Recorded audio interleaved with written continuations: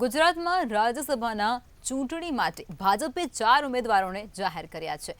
ભાજપના રાષ્ટ્રીય પ્રમુખ જેપી નડ્ડા, ગોવિંદ ધોળકિયા, મયંક નાયક અને જસવંતસિંહ પરમારના નામની ભાજપે સત્તાવાર જાહેરાત કરી છે.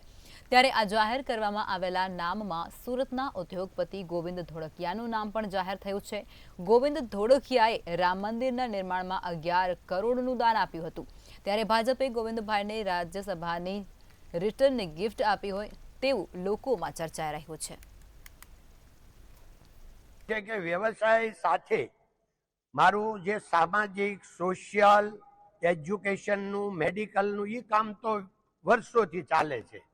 હવે આ સામાજિકમાં થોડુંક આ ઉમેરો આવશે, પણ આમાં કઈ ધંધો મારે બંધ કરીને પાછું ત્યાં જતું રહેવું પડશે એવું તો કઈ છે નહીં, બધું ચાલુ રહેશે. બીજેપીમાંથી ટિકિટ મળી છે, કોંગ્રેસ કે આપમાંથી મળશે તો આપ સહમત થશે? એટલે ભાઈ મને આ પક્ષની ખબર જ નથી. મને તો રાજ્યસભામાં જવાનું એટલી જ ખબર છે.